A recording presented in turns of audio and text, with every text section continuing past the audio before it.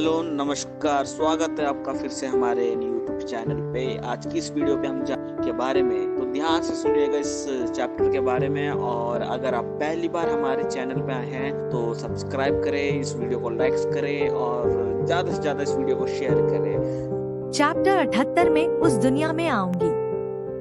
निराली और निर्वाण अब भी उसी छत पर एक दूसरे के पीछे भाग रहे थे। उनका मासूम सा खेल अब और भी मजेदार हो चुका था। थोड़ी देर बाद अचानक से छत का अंत आ गया। निर्वाण ने इसे देखा और तुरंत ही चुटकी लेते हुए कहा, अब कहाँ जाएंगी आप? निराली पहले तो मुस्कुराई और फिर अचानक से पीछे की ओर कदम बढ़ाने लगी। उसे इस तरह पीछे जाते देख निर्वाण का दिल तेजी से धड़कने लगा। वह घबराते हुए बोला, ये क्या कर रही हैं आप? पीछे छत का आखिरी हिस्सा है, आप गिर जाएंगी। निराली उसकी ओर देखते हुए बस मुस्कुराती रही।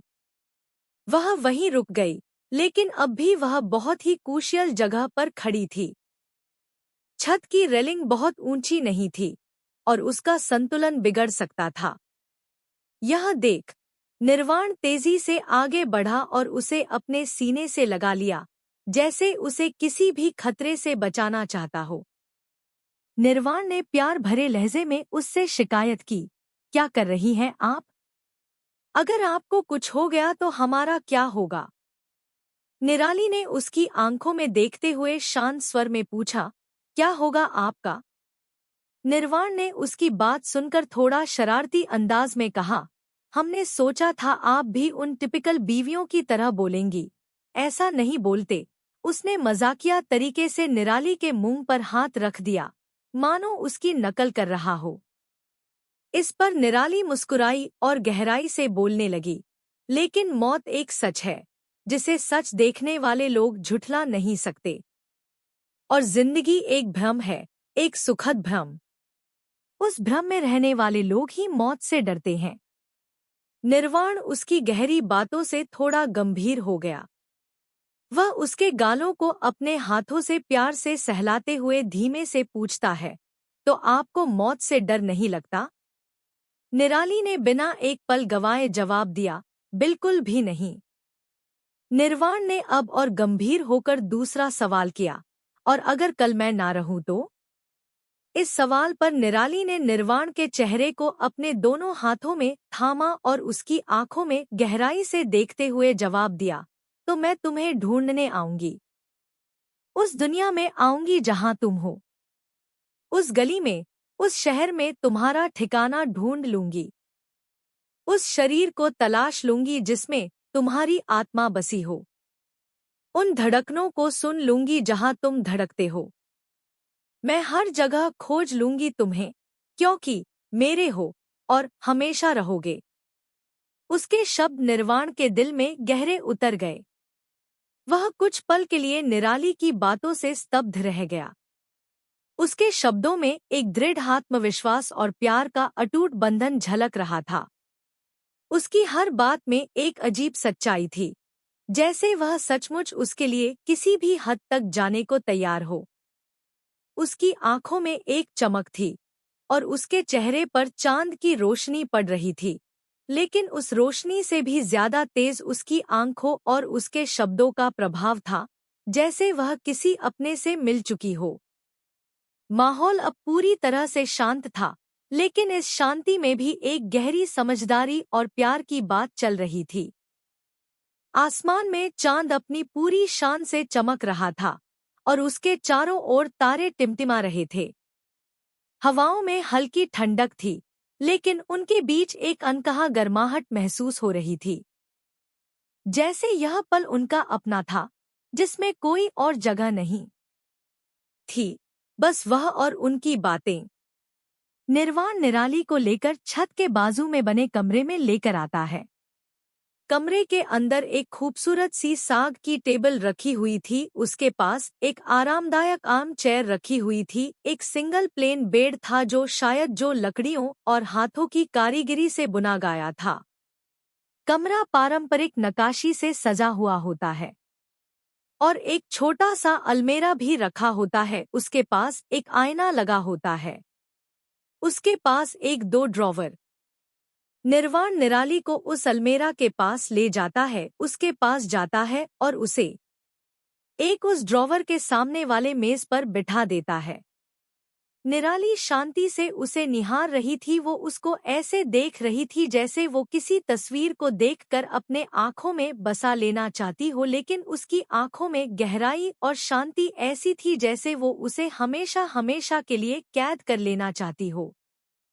निर्वाण उसे ऐसा खुद को देख एक पल के लिए हैरान हुआ और हिचकिचाया, फिर अचानक मुस्कुरा दिया। फिर उसके चेहरे की तरफ हाथ बढ़ा देता है और उसकी नाक पहनी नथ को उतार देता है और उसके नाक छोटी सी किस करता है। फिर वो उसके बालों का जुड़ा खोल देता है और उसके सर पर भी हल्के से किस करता है। फिर ऐसे ही वो उसके गले से पुतलियां और गहूं हार निकाल कर वहां पर किस करता है। वहीं निराली अपनी आंखें बंद करके शांत सी वहां पर बैठी हुई थी। वो एक अविश्वसनीय मूर्ति लग रही थी, जिसे किसी उच्च शायर या लेखक के शायरी या कविता से लिया गया हो। एक एक कर सारे गहने निकालने के बाद वो अलमेरा से एक ड्रेस निकालकर निराली को पकड़ा देता है। वो ड्रेस स्काई ब्लू कलर में थी, उसके ऊपर व्हाइट डॉट्स भी बने हुए थे और वो नी लेंथ स्लीवलेस ड्रेस थी। निराली भी उसकी बात समझकर वो ड्रेस ले वॉशरूम में ले जाती है। निर्वाण भी अपने कपड़े लेकर उस छोटे से कमरे से बाहर जाकर दूसरी तरफ के बाथरूम में फ्रेश हो जाता है।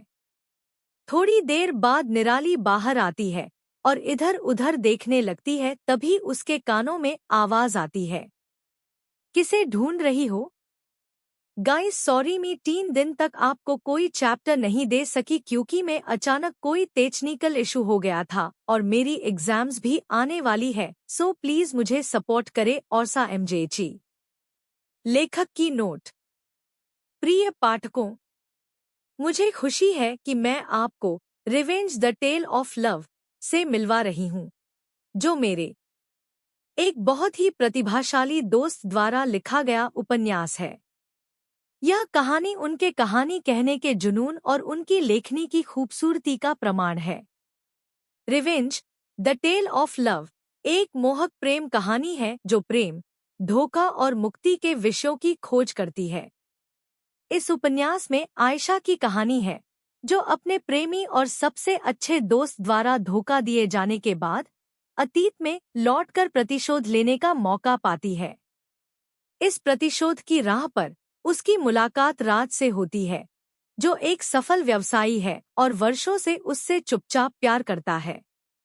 उनकी यात्रा में कई दिलचस्प मोड़ और गहन भावनाएं होती हैं, जो बहुत सुंदर तरीके से सामने आती हैं। यहाँ एक दिलचस्प दृश्य का जिक्र है।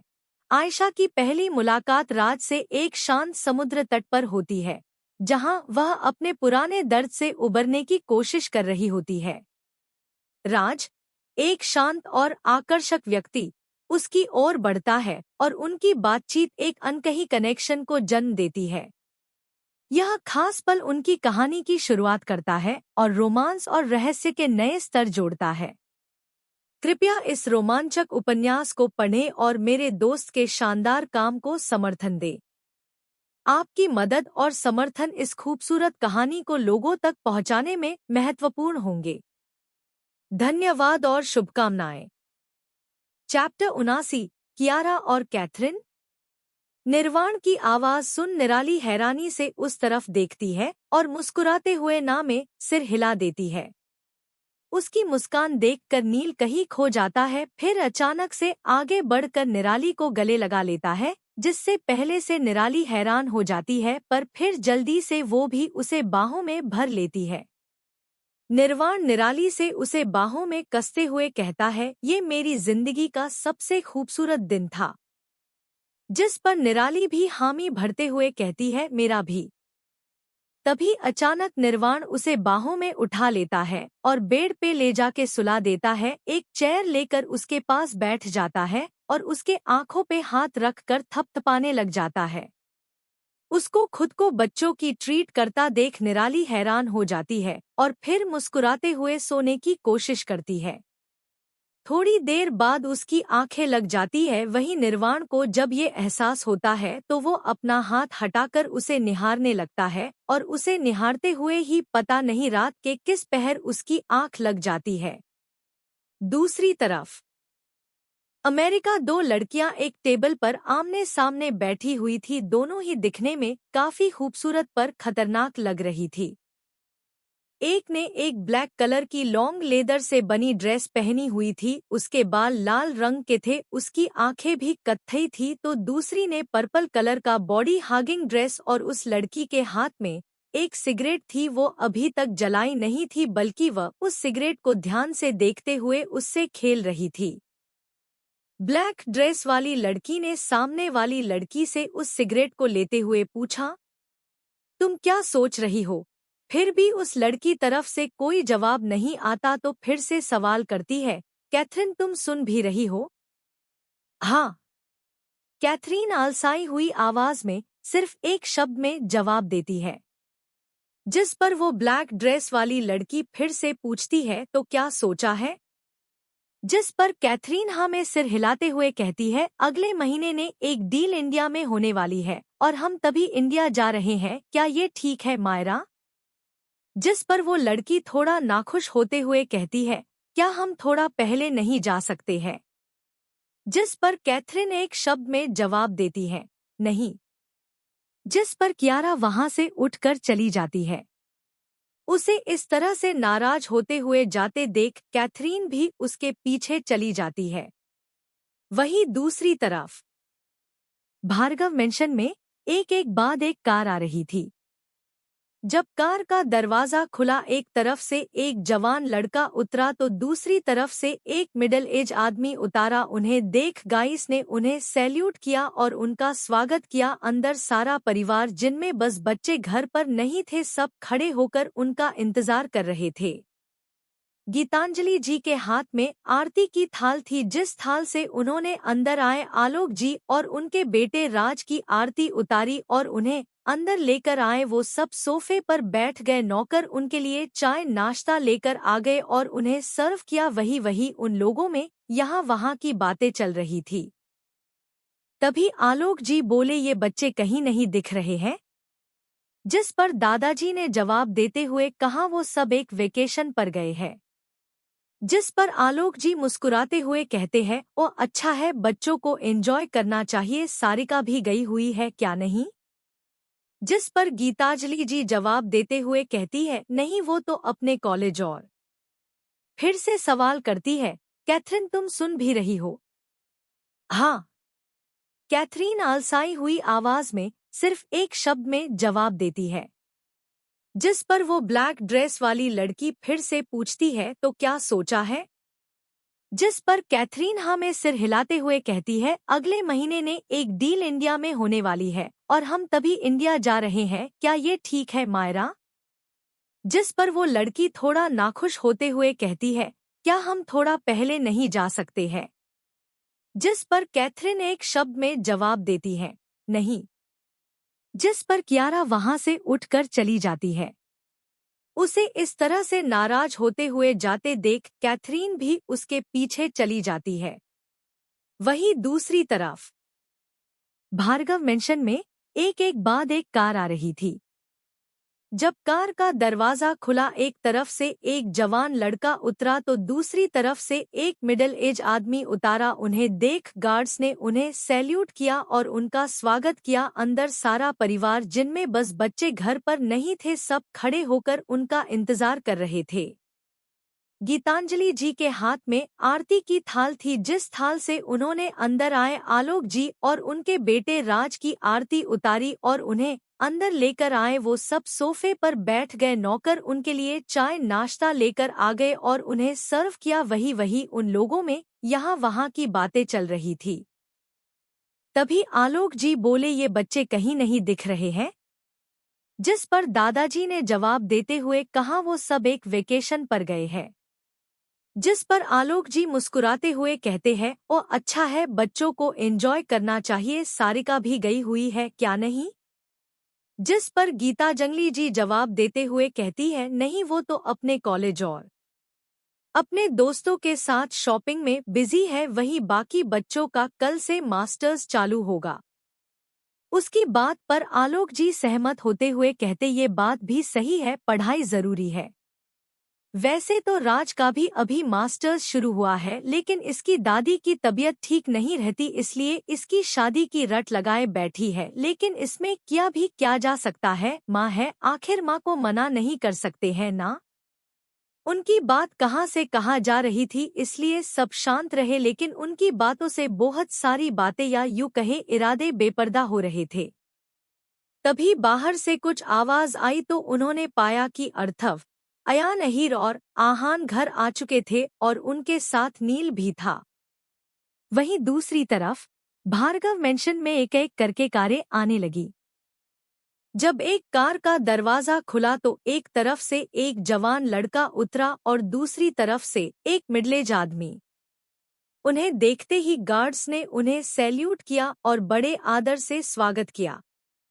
अंदर परिवार के सदस्य पहले से ही खड़े होकर उनका इंतजार कर रहे थे। घर के बच्चे छोड़कर बाकी सभी मौजूद थे। गीतांजलि जी के हाथों में आरती की थाल थी, जिससे उन्होंने आलोक जी और उनके बेटे राज की आरती उतारी और उन्हें अंदर आने का इशारा किया। दोनों को अंदर लाकर सोफे पर बैठा दिया गया। नौकर चाय और नाश्ते की ट्रे लेकर तुरंत हाजिर हो गए और उन्होंने आदर से उन दोनों के आगे रख दिया। कुछ औपचारिक बातचीत शुरू हो गई, जिसमें घर और व्यापार से जुड़ी इधर-उधर की बातें शामिल थी। बातचीत के बीच आलोक जी ने एकदम से पूछा, बच्चे नजर नहीं आ रहे, कहाँ गए हैं सब? इस पर दादाजी ने जवाब दिया, वो सब एक वेकेशन पर गए हुए हैं। थोड़ी मस्ती करने का वक्त मिल गया उन्हें। आलोक जी ने मुस्कुराते हुए कहा, अच्छा है, बच्चों को एंजॉय करना चाहिए। वैसे सारिका भी गई हुई है क्या? गीतांजलि जी ने जवाब दिया, नहीं, सारिका तो अपने कॉलेज और दोस्तों के साथ शॉपिंग करने में बिजी है। वैसे भी बाकी बच्चों का कल से मास्टर्स शुरू हो रहा है, तो वे भी तैयारियों में लगे होंगे। इस पर आलोक जी ने सहमति जताते हुए कहा, हाँ, पढ़ाई सबसे जरूरी है। वैसे राज का भी मास्टर्स शुरू हो गया है, लेकिन इसकी दादी इसकी शादी की रट लगाए बैठी हैं। उनकी तबीयत भी ठीक नहीं रहती, इसलिए बार बार यही कहती हैं कि शादी जल्दी करवा दो। लेकिन इसमें किया भी क्या जा सकता है? माँ की बात तो माननी ही पड़ेगी, है ना? आलोक जी की बात थोड़ी अनसुलझी थी और उनका उद्देश्य कुछ और ही लग रहा था। परिवार के बाकी सदस्यों ने चुप्पी साध ली, लेकिन उनके शब्दों से काफी कुछ साफ हो रहा था, शायद कुछ छुपे इरादे या फिर कुछ भविष्य की योजनाएं। घर के माहौल में एक हल्की बेचैनी महसूस होने लगी। तभी बाहर कुछ हलचल हुई और सभी का ध्यान दरवाजे की तरफ गया। अर्थव, अयान, अहीर और आहान घर लौट चुके थे। उनके साथ निर्वाण भी था। लड़कों की हंसी ठिठोली से घर में एक अलग ही उत्साह और ऊर्जा आ गई थी। लेकिन आलोक जी के चेहरे पर एक कुटिल मुस्कान थी। उनकी आंखों में किसी योजना की झलक दिख रही थी। राज ने भी एक नजर लड़कों पर डाली और फिर अपने पिता की ओर देखा, मानो कुछ अनकहा समझने की कोशिश कर रहा हो। अचानक यह सवाल सबके दिमाग में कौंध गया। एक, क्या आलोक जी की बातें सिर्फ मास्टर्स और शादी तक सीमित हैं, या इसके पीछे कुछ और छुपा हुआ है? 2, क्या सारिका भी किसी बड़ी योजना का हिस्सा है, जिसे अब तक सब नजरअंदाज कर रहे हैं? चैप्टर 80, आलोक जी के असली इरादे। भार्गव मेंशन में जब सब वापस आते हैं, तो गीतांजलि जी उन्हें देखकर बहुत खुश होती हैं। लेकिन उनकी नजर निराली, निर्वाण और बाकी टीम को ना देखकर थोड़ा चिंतित हो जाती है। वो थोड़ी हैरानी से पूछती है, बाकी लोग कहाँ हैं? अर्थव तुरंत जवाब देता है, कल से उनके कॉलेज शुरू हो रहे हैं, तो वे अपना काम खत्म करने चले गए हैं। उसने निर्वाण और निराली के पहले से चले जाने का कोई जिक्र नहीं किया, लेकिन उसे लगता था कि उसने झूठ नहीं कहा और तकनीकी रूप से उसकी बात सही ही थी। घरवाले भी अर्थव की बात पर बिना किसी शक के यकीन कर लेते हैं। आखिर सभी को पता था कि सारे बच्चे अपनी जिम्मेदारियों को समझते हैं और पढ़ाई के साथ साथ दूसरी चीजों को भी संतुलित कर लेते हैं। इसी वजह से किसी ने और कोई सवाल नहीं किया। तभी सभी की नजरें हॉल में बैठे आलोक जी और उनके बेटे राज पर पड़ी। उनका अचानक आना कुछ अप्रत्याशित था और एक पल के लिए सभी थोड़े हैरान हो गए। अर्थव ने हल्की मुस्कान के साथ गीतांजलि जी से कहा, आलोक अंकल और राज आए हैं, दादी माँ। गीतांजलि जी ने सिर हिलाया और बाकी सब लोग भी हॉल में आकर बैठ गए। राज खड़ा होकर सबसे पहले अर्थव को ग्रीट करता है, हेलो बड़े भाई, आपसे मिलकर बहुत अच्छा लगा, काफी दिनों बाद मुलाकात हो रही है। अर्थव ने हल्के से मुस्कुराते हुए जवाब दिया, हाँ, काफी वक्त हो गया। कैसे हो? हालांकि अर्थव और राज एक दूसरे के बहुत करीब नहीं थे, लेकिन उनके बीच कोई दुश्मनी भी नहीं थी। उनके बीच की दूरी महज परिवार के बीच की थी, जिसे कभी ज्यादा वक्त नहीं दिया गया। राज उसके लिए एक दूर के रिश्तेदार का बेटा था और बस उतनी ही पहचान थी। सबने एक दूसरे को औपचारिकता से ग्रीट किया और फिर हॉल में आराम से बैठ गए।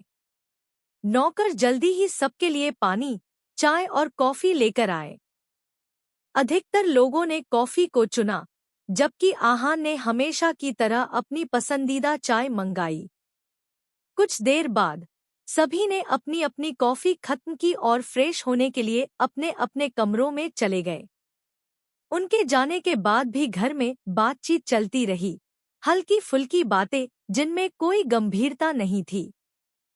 खाने का समय होते ही डाइनिंग टेबल पर सबके लिए खाना लगा दिया गया और सभी लोग धीरे धीरे टेबल पर आकर बैठ गए। माहौल अब भी सौहार्दपूर्ण था, लेकिन आलोक जी की आंखों में कुछ छुपी हुई बेचैनी झलक रही थी, जैसे वह कुछ कहना चाहते हों। खाने के बीच में आलोक जी ने अचानक सारिका और राज की शादी का जिक्र छेड़ दिया। मैं सोच रहा था, सारिका और राज की शादी पर विचार किया जाए। अब समय भी सही है। उनकी इस बात ने माहौल को थोड़ी देर के लिए शांत कर दिया। सबने एक दूसरे की तरफ देखा, जैसे वे इस विषय पर कुछ भी कहने से बचना चाहते हों। गीतांजलि जी और दादाजी ने एक दूसरे की ओर देखा, फिर दादाजी ने गंभीरता से कहा, आलोक बेटे, सारिका की शादी पहले से ही तय हो चुकी है। उसकी मर्जी से तंज रॉय के साथ उसका रिश्ता पक्का कर दिया गया है। आलोक जी और राज दोनों के चेहरे पर एक हल्की सी असहजता झलक रही थी। आलोक जी ने पहले से तय रिश्ते की बात सुनी तो थोड़ी देर तक चुप रहे। राज के चेहरे पर हल्की सी निराशा थी, लेकिन उसने अपने आप को नियंत्रित रखा। उसकी आंखों में कुछ सवाल थे, मगर वह शांत रहा। आलोक जी ने माहौल को हल्का बनाने की कोशिश में कहा, ओह, ये तो बड़ी खबर है। खैर, खुशी की बात है कि सारिका की मर्जी से सब कुछ हो रहा है। हम तो बस इतना चाहते थे कि हमारा इतने सालों से दोस्ती से चला आ रहा रिश्ता रिश्तेदारी में बदले और सारिका हमारे घर की बहू बनाती तो हमें काफी खुशी होती, मगर अब उसकी यही इच्छा है तो यही सही। आखिर बच्चों की खुशी में तो हमारी खुशी है। सभी ने आलोक जी की बात पर सहमति में सिर हिलाया, लेकिन हॉल में अब एक अलग ही तनाव महसूस हो रहा था। आलोक जी और राज के हावभाव से लग रहा था कि उनके मन में कुछ और विचार चल रहे थे। आलोक जी और राज जैसे ही सुनते हैं कि सारिका की शादी पहले ही तंज रॉय के साथ तय हो चुकी है, तो उन्हें ऐसा महसूस होता है मानो जमीन उनके पैरों के नीचे से खिसक गई हो। उनके चेहरे की रंगत अचानक बदल गई, जैसे किसी ने उनके सबसे बड़े प्लान पर पानी फेर दिया हो। उनकी आर्थिक स्थिति कुछ समय से बहुत अच्छी नहीं चल रही थी और इस वजह से वे लगातार इसे सुधारने के लिए नए नए प्लान्स बनाने में जुटे हुए थे। भार्गव परिवार की इकलौती वारिस के साथ रिश्ता उनके लिए किसी जैकपॉट से कम नहीं था, लेकिन जिस जैकपॉट को वे सारिका समझ रहे थे वह उनके हाथों से फिसलता हुआ दिख रहा था। दरअसल आलोक जी और राज को अब तक इस बात का अंदाजा नहीं था कि असली राजकुमारी निराली है, जो भार्गव परिवार की इकलौती उत्तराधिकारी है। उन्हें लगता था कि सारिका से रिश्ता जोड़कर वे अपने वित्तीय संकट का हल निकाल लेंगे, लेकिन अब सारा समीकरण बिगड़ चुका था और उनके सामने जो हकीकत आई थी वह उन्हें भीतर तक झकझोर गई। सुप्रिया जी को आलोक जी और राज के चेहरे के बदले भाव देखकर लगा कि अब सही समय आ गया है कि निराली का नाम शादी के लिए सुझा दिया जाए। उनके मन में यह ख्याल आया कि अगर निराली की शादी राज से कर दी जाए तो शायद दोनों परिवारों का भला हो सकेगा। लेकिन जैसे ही वह कुछ कहने को हुई, आदित्य जी की सख्त नजरों ने उन्हें रोक दिया। आदित्य जी का यह साफ इशारा था कि निराली के लिए उनकी पहली और आखिरी पसंद निर्वाण ही है। शाम को जो बातचीत हुई थी उसमें आदित्य जी ने यह साफ कर दिया था कि निराली और निर्वाण का रिश्ता ही उन्हें सही लगता है। सुप्रिया जी ने तुरंत अपनी जुबान को रोक लिया और आलोक जी और राज की ओर एक बार देखकर चुपचाप अपना खाना खाती रहीं। आलोक जी और राज के चेहरे पर छाई हुई मायूसी और निराशा को देखकर वहां मौजूद बाकी लोगों को भी यह बात समझ में आ रही थी कि उनकी उम्मीदें अब टूट चुकी हैं। आदित्य जी, जो आम तौर पर बहुत ही सख्त और सीधे व्यक्तित्व के इंसान थे, ने भी आलोक जी और राज से अच्छे से पेश आना ही उचित समझा, क्योंकि वे उनके घर के मेहमान थे। हालांकि दोनों के बीच बहुत गहरा रिश्ता नहीं था, फिर भी आदित्य जी ने शालीनता बरतते हुए माहौल को सहज बनाए रखा। आदित्य जी ने गंभीरता से आलोक जी की ओर देखा, जैसे उन्होंने आलोक जी के मन में चल रही तमाम योजनाओं को पहले ही भांप लिया हो। उनकी इस नज़र से आलोक जी भी थोड़ा असहज महसूस करने लगे, लेकिन उन्होंने खुद को संभालते हुए सामान्य बने रहने की कोशिश की। कुछ देर बाद सभी ने खाना खत्म किया। आदित्य जी ने आलोक जी से विनम्रता से बात की, लेकिन उनके हर शब्द में एक ठहराव और शालीनता थी, जिससे यह साफ जाहिर हो रहा था कि वे किसी भी प्रकार का समझौता करने के मूड में नहीं हैं। भोजन के बाद सभी लोग एक एक करके उठे और अपने अपने कमरों की ओर चले गए, क्योंकि सभी दिन भर की थकान महसूस कर रहे थे। कमरे में जाते हुए आलोक जी के मन में कई तरह के विचार चल रहे थे। राज के चेहरे पर भी एक अजीब सी उदासी और अफसोस दिखाई दे रहा था। उसे भी यह एहसास हो चुका था कि भार्गव परिवार के साथ उसके लिए जो सपने बुने जा रहे थे वे अब धराशायी हो चुके हैं। क्या आलोक जी अपने प्लान को यही छोड़ देंगे? क्या होगा जब उन्हें निराली और सारिका की सच्चाई के बारे में पता चलेगा?